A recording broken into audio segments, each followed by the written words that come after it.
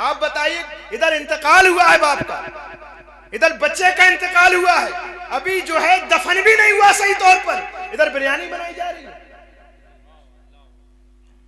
इधर बिरयानी बन तैयार हो रही है, इधर जो है जनाजा ठंडा भी नहीं पड़ा।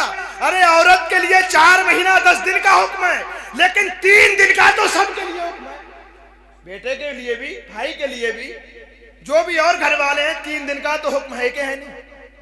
अब ये बताइए कि जो आप जो है खाना खिला रहे हैं, ये क्या है? ये क्या तमाशा? तो वलीमा हुआ है यहाँ पर? क्या कोई गम नहीं है यहाँ? किसी की जान नहीं गई है क्या? पहले के लोग जब घर में इंतकाल हो जाता था, उनके हलक से पानी नहीं उतरता था, जबरदस्ती लोग खिलाते, खा लो, नहीं, जबरदस्ती करके लोग खिला, फिर भी नहीं खाते थे। आज इधर दफन किया, इधर बिरयानी चल रही है, क्या है? बिल्कुल गलत पकड़ होगी। लेकिन जो है हम इमाम हैं, हमारी माने कौन? भाई हम तो नौकर हैं, गुलाम हैं, हमारी माने कौन? तुम्हारे लिए कॉन्फ्रेंसें हों, अब कॉन्फ्रेंस में तारीख ली जाएगी। ये जो एक चीज रिवाज है ये पैदा हो रहा है, इसके खत्म करने के लिए भाई किसकी जिम्मेदारी? हमारा हक है, हम वहां के खादिम हैं सब जगह, लेकिन जो है हमारा हक है कि हम आप तक पहुंचा दें। आपसे मना नहीं कर सकते जबरदस्ती के तौर पर, और जो हाकिम होगा वो मना करेगा। अब ये बताइए, आप जो खाना खिलाते हैं वो किस नीयत से खिलाते हैं? बताइए कि मुर्दे को सवाब पहुंचे, मुर्दे को सवाब पहुंचे। जो भी मरहूम हुए हैं उनके लिए इसाले सवाब के लिए खाना खिलाते हैं या सिर्फ दावत करते हैं? आप जवाब बताइए। जो आप खाना खिला रहे हैं, जिस दिन कोई किसी का इंतकाल हुआ है, किस नीयत से खिला रहे हैं?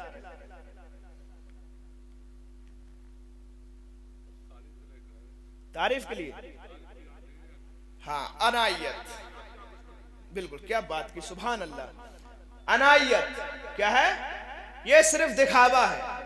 अब अगर दिखावा की बात में मिसाल दूंगा, पहले ये सुनिए, या तो ईसाले सवाब के लिए कि भाई इसका सवाब हमारे मुर्दे के लिए पहुंचे, तो ये बात याद रखो कि मन्नत और ईसाले सवाब का खाना सिर्फ फकीरों के लिए है। अगर किसी अमीर ने या खाना खा लिया तो कोई सवाब नहीं। तो दूसरी सूरत के भाई जो है भूखे प्यासे मेहमान आते हैं, मेहमान दिल्ली से यहाँ चला है, भूखा नहीं होता, अपने घर से यहाँ पर आने भूखा हो गया, वो इतना भूखा हो गया यहाँ से, मतलब गाड़ी से आया, गाड़ी से आने के बाद अब तो दुकानें भी हैं, भाई दुकान पे कुछ चीज खरीद के खा ले, अब तो और इंतजामात भी हैं, जरूरी है कि मुंह झूठा करके ही जाए, तभी उसके पेट में पड़ेगा, वरना भूखा मर जाएगा। ऐसी कोई सूरत तो है नहीं। तो दावत कर रहे हैं आप, समझ में आया कि दावत कर रहे हैं, तो शरीयत में दावत है वलीमे की। वलीमा कब होता है? जब निकाह होता है, और निकाह को खुशी कहा गया। क्या कहा गया है? खुशी। तो आप कोई खुशी की, मतलब इधर मैयत जो है इंतकाल हुआ, उधर खुशी हुई है कोई? कहिए ना। अब आ जाइए शरीयत की तरफ। अनायत, शरीयत, मैं, शरीयत, इधर अनायत यानी मैं, इधर शरीयत। तो याद रखना कि शरीयत जहां हो वहां अनायत तो बहुत दूर की बात है, तुम्हारे माँ बाप तक की नहीं चलती। अगर शरीयत कुछ कहे, माँ बाप कुछ कहे, जबकि हुक्म है वला तकुल लहुमा उफ वला तनहरुमा, कि उफ तक मत कहना। बाप कहे आ तो आ, बाप कहे जा तो जा, माँ कहे बैठ जा, माँ कहे छत पे से कूद जा मोहब्बत में, मैं देखना चाहती हूं तू मुझसे कितनी मोहब्बत करता है, कूद जा। तो कहा जब शरीयत की बात आए तो माँ की बात नहीं देखी जाएगी, शरीयत देखी जाएगी। कि हजरत अली रजी अल्लाह ताला अन्हु एक यहूदी के सीने पर बैठे हुए तलवार खींचकर कत्ल करने ही वाले थे, उसने आपके चेहरे मुबारक पर थूक दिया, चेहरे मुबारक पर थूक दिया। सुनना नहीं? अब बताइए, थूक दिया किस पर? चेहरे पर। तुम्हारे चेहरे पर कोई थूक दे, क्या करोगे बताइए? तलवार खिंची हुई है, बिल्कुल कत्ल करने वाले हैं, लेकिन थूक दिया, दूर हट गए, दूर हट गए। क्यों?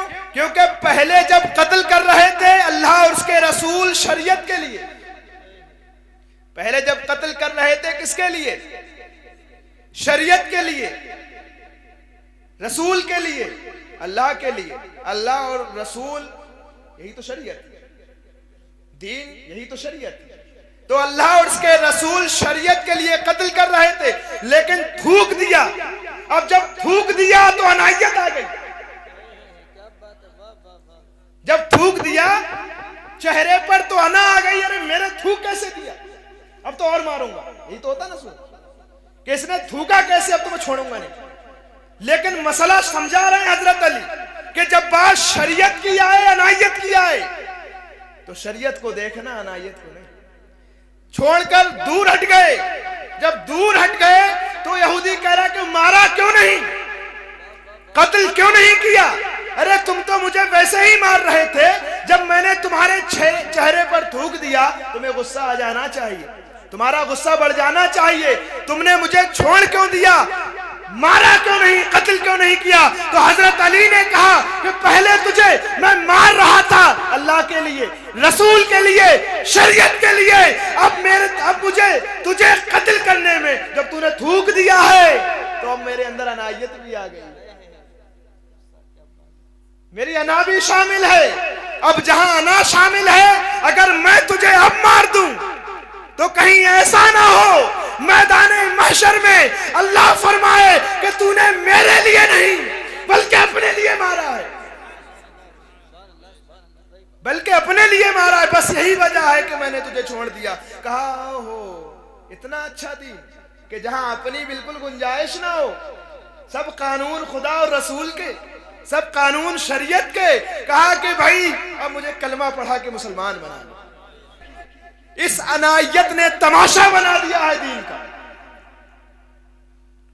इस अनायत ने तमाशा बना दिया है दीन का, शरीयत का मजाक बना दिया है। शरीयत से कोई मतलब नहीं, नाक ऊंची रहे, शरीयत से कोई मतलब नहीं हमारी बात ऊंची रहे, शरीयत से कोई मतलब नहीं जो हम कहें मौलाना साहब वही कहो, वरना ट्रांसफर हो जाएगा, क्योंकि शरीयत अब हमारी चलेगी।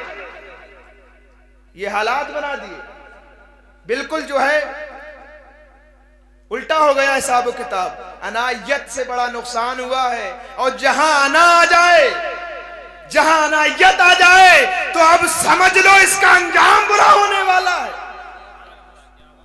क्योंकि सबसे पहले जो काफिर हुआ वो अनायत की वजह से। सबसे पहला जो काफिर हुआ वो किसकी वजह से, अनायत की वजह से। उसने कहा कि इन्नी कुन्तु खलक़तनी मिनन नार व खलक़तहू मिन तीन। अल्लाह ने फरमाया तूने आदम को सजदा क्यों नहीं किया, अबा इनकार किया, वस्तकबरा गुरूर किया, इनकार किया, नहीं किया। दलील मांगी क्यों नहीं किया, अकड़ के खड़ा हो गया। कह रहा इन्नी कुन्तु खलक़तनी मिनन नार व खलक़तहू मिन तीन, कि तूने मुझे आग से पैदा किया, आदम को मिट्टी से पैदा किया। जब तूने आदम को आग मिट्टी से पैदा किया, मुझे आग से पैदा किया, और आग मिट्टी को जला देती है, मैं हूं, मेरे सामने आदम कुछ नहीं। अल्लाह ने वकाना मिनल काफिरीन, भाग निकल यहां से, तू काफिर हो गया, तू काफिर हो गया, तेरे अंदर अनायत आ गई। बस तू इतना कह देता मौला गलती हो गई, तूने हुक्म तो फरिश्तों को दिया था,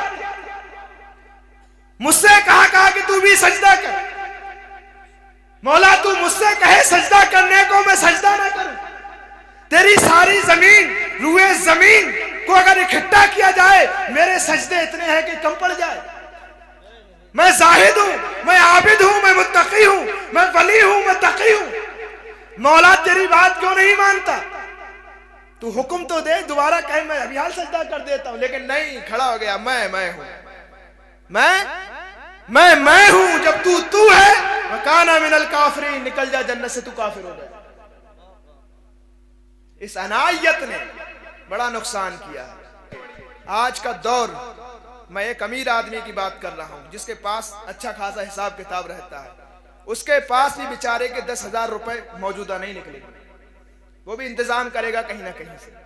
अब जिसके घर में कोई बीमार हो जाए, गरीब है बेचारा, उसके घर में कोई बीमार हो गया, बीमारी में इलाज में पैसे लगते हैं कि नहीं लगते, लगते हैं, इलाज में पैसे लगते हैं। इलाज में पैसे लगने के बाद जब वो आखिरी कगार पर पहुंचता है, नज़ा का आलम आता है, नज़ा का वक्त आता है, उस वक्त घर वाले की हालत खराब हो जाती है।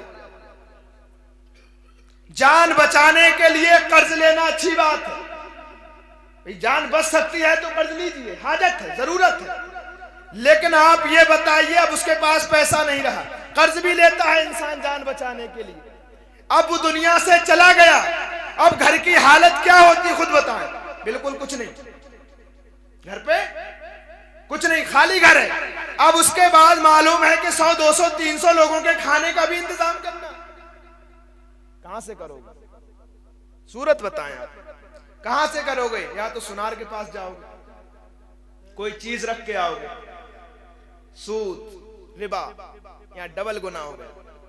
सूद रिबा ये जो चीज है ना, अगर आप मालिक निसाब हैं, पैसा आपके पास ज्यादा है, क्या है, आपकी गुंजाइश से ज्यादा पैसा है, वसअत से ज्यादा है, तो आप जो है इसाले सवाब के लिए खाना खिलाएं, ये हो।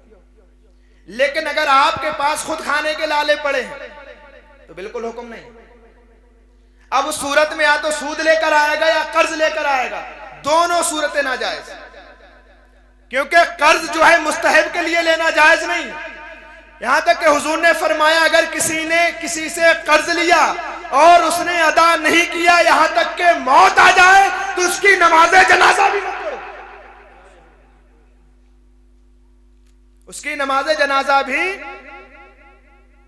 मत पढ़ो। समझ गए बात?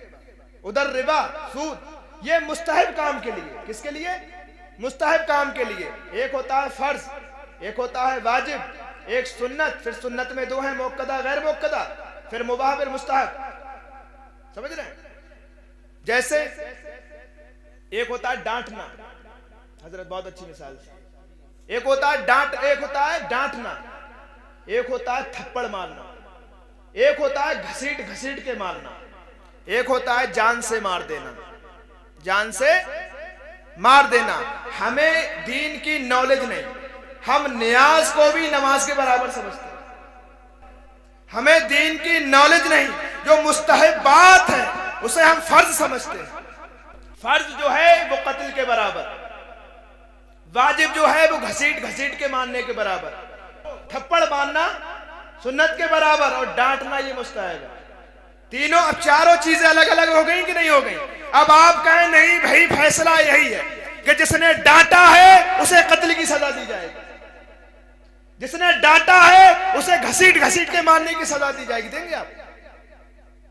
कहेंगे ये भाई इंसाफ नहीं हुआ, ये इंसाफ नहीं हुआ। तो मुस्तहब जो है बहुत हल्का काम है, इतना हल्का कि अगर आप नहीं करेंगे तो आपसे कोई सवाल नहीं होगा कि आपने ये काम क्यों नहीं किया। एक बार भी फरिश्ता नहीं पूछेगा कि तूने जो है न्यास क्यों नहीं कराई, एक बार भी फरिश्ता नहीं पूछेगा कि तूने 11वीं की न्यास क्यों नहीं करवाई, एक बार भी फरिश्ता नहीं पूछेगा कि तूने जो है 40वां और तीजा क्यों नहीं करवाया। बस पूछेगा रोज़े महशर के जहां गुदाज मुबद, अव्वली पुरसिश नमाज मुबद, सबसे पहले सवाल पूछेगा तो नमाज के बारे में पूछेगा। सबसे पहला सवाल होगा तो नमाज के बारे में सवाल होगा। तो अब आप ये बताइए कि ये जो है बेचारा घर से न चुड़ा हुआ बिल्कुल, अब वो कहां से क्या करे? कर्ज लेगा, गलत है कि नहीं? गलत। उसके बाद जो है तो सूद पर लाएगा, फिर भी गलत है। हर तरह से ये काम गलत है। अब एक चीज याद रखो, अब कुरान उठाओ, इन्ना दीना युसरुन, कि बेशक दीन आसान है। ये कुरान का कानून है कि बेशक दीन आसान है। जहां तुम्हें सख्ती लगे तो समझ जाओ दीन में से ये बात नहीं है।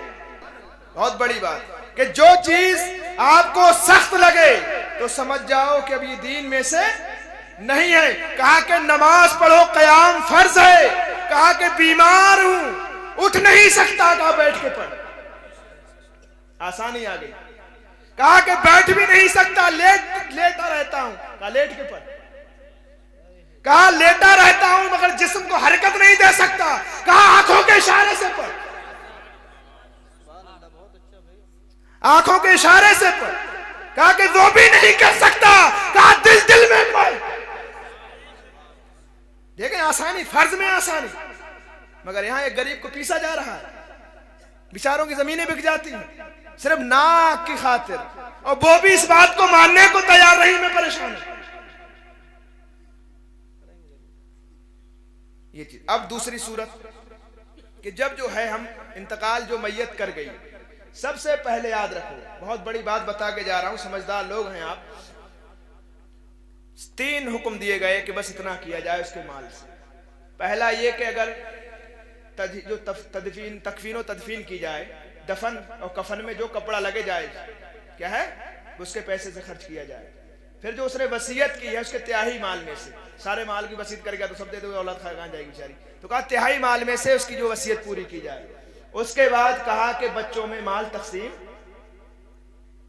यूसिकुमुल्लाहु फी औलादिकुम, कुरान कहता है, वसीयत की कुरान ने कि तुम अपनी औलाद को जो है विरासत तकसीम को, उसके मरने के बाद में जो है औलाद को माल तकसीम कर दिया जाए। बताइए कोई तकसीम करता, कितना वक्त गुजर जाता। अब उसके बाद में जो उसने जायदाद छोड़ी है, माल तकसीम हो गया, भाई शमसुद्दीन भाई के हिस्से में जो कुछ पड़ा, इनके भाई पप्पू के हिस्से में पड़ा, बबलू के हिस्से में पड़ा, तीनों भाइयों के हिस्से में हिस्सा बराबर उनको तकसीम कर दिए गए। अब शमसुद्दीन कहे कि मैं तीजा नहीं करवाऊंगा, भाई मैं तीजे के लिए पैसा नहीं दूंगा, तो किसी में इख्तियार नहीं है कि इनसे पैसा ले ले, शरीयत का हुक्म ही नहीं।